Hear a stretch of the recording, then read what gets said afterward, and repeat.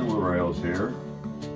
Tonight we're going to have a look at my Marx-awatha. The Marx-awatha was made from the pre-war American Flyer Hiawatha set. Now this particular car is missing the piece of tin that goes here to allow it to be coupled to the train. It's also missing the rear wheels. I haven't been able to solve that problem yet. I call it a Marx-awatha instead of American Flyer Hiawatha because it has a Marx motor in it, which I put in because I couldn't get the American Flyer motor to run. Now let's see how it goes. Reverse, forward.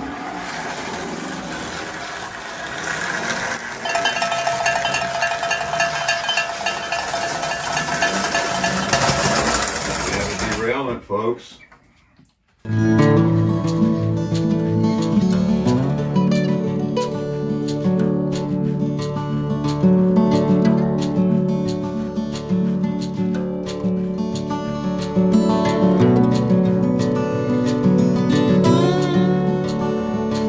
These cars are so light that if they bounce, they're liable to derail.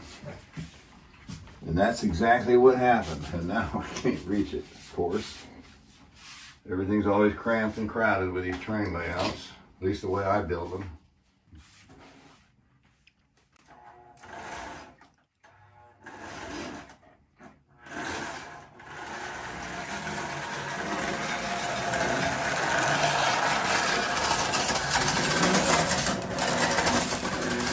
Put it back on the track.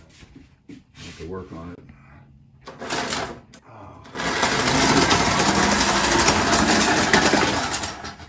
Excitement of a derailment.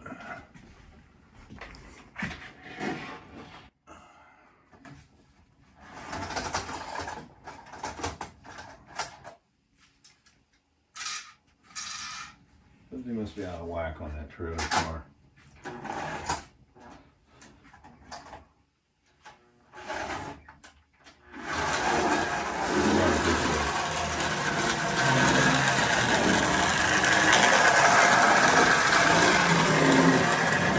This is the Marx-awatha, and it tends to derail because it's so light in weight. Now I solved a problem of the thing staying connected by putting this magnet here that holds the couplers in. You can see here the Marx double reduction motor. It should go through a Lionel switch with that. You can see here the erector set parts that I used to adapt it so I could mount it in there. Pretty neat little thing, still a work in progress. I'm not totally happy with it. On the other loop, I have my restored Commodore Vanderbilt. It's red, of course, because I painted it that way, and I used a Lionel pre-war tender behind it, painted red and black. I'm using it to pull these tin plate cars. Whoa, we hit the plug-ins for the Carrera set. We had to shift this track a little bit. So this is going to be a somewhat truncated video, I'm afraid, with all these problems I'm having.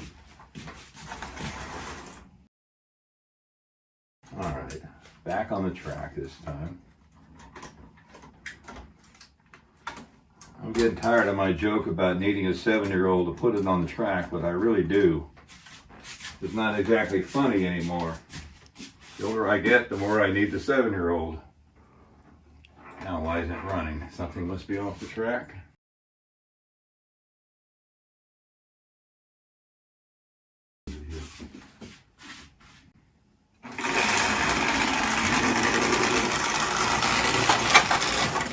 Oh, we hit the schoolhouse. Like I said, things get moved around, children play and whatnot, and then you have problems.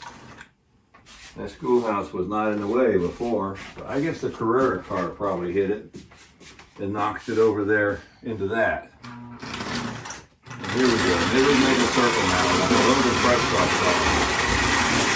Yes, on my Commodore Vanderbilt restoration, I put extra wheels under it, as you can see. I'll show you in a minute.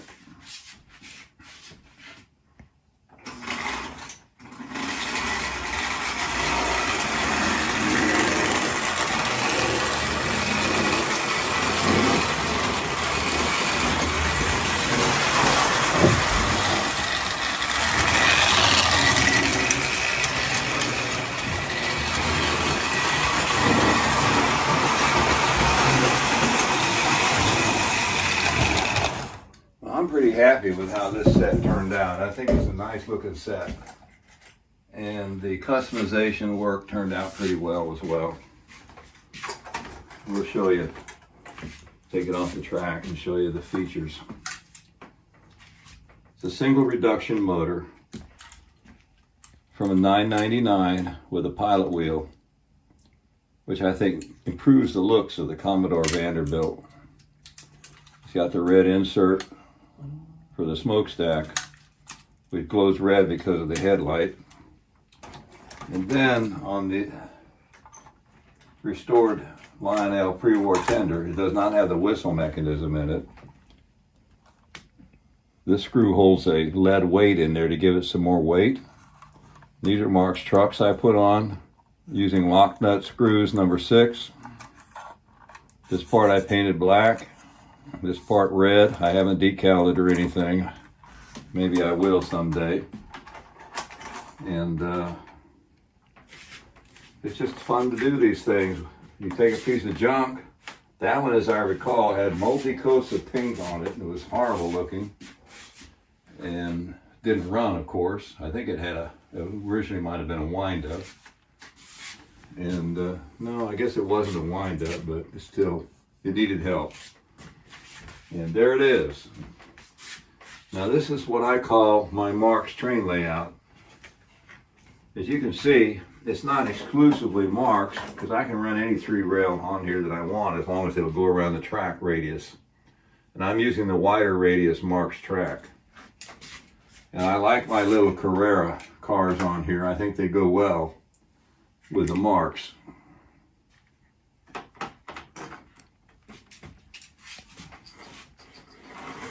The grandkids get a big kick out of it too.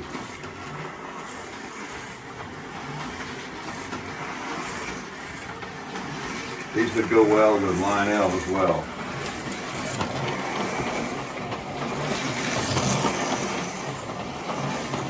Most of my buildings, I guess just about all of them are plastic built, except for the Marx buildings that are here. The little plastic built airport was modified by a previous owner, and it says Stickville Airport. Now was a place in Florida, it's still there sort of, called Stickville, which is out in Biscayne Bay. Bunch of houses up on poles. They didn't have a Stickville Airport, of course. But I used it because I got a kick out of it, the way they covered the P, and it became Stickville instead of Plasticville. And then the little Pixar, mostly airplanes and things. So my little Plasticville village features Pixar vehicles mostly. I mentioned clutter. I built this bigger workbench thinking that size would solve the problem of workbench clutter. Well, look, it didn't solve anything. Now I can't even find my tools under these piles of tools. And I have all those magnet things up there to hold the tools and stuff. It's a mess. The answer to workbench clutter eludes me. In closing, I want to mention the Big Bend Model Railroad Association train show coming up in June in Tallahassee, Florida. It's June 25th and 26th, a Saturday and Sunday 2-day show. They say on the placard, which I'm holding up, that there'll be 130 tables. That doesn't mean 130 vendors, but it means at least 130 tables apparently. They plan to have model layouts from Z to G. They usually set up a G-scale live steam display running around. They also have a regular garden G-scale, an O-gauge layout, a big N-gauge layout, and an HO layout, as well as Z. Kids 12 and under are free, 13 and above are $10. The parking is free. It's at the fairgrounds in Leon County, Tallahassee, Florida. They call it the North Florida Fairgrounds. 9 a.m. to 5 p.m. Saturday and Sunday, apparently. Hope you all can make it.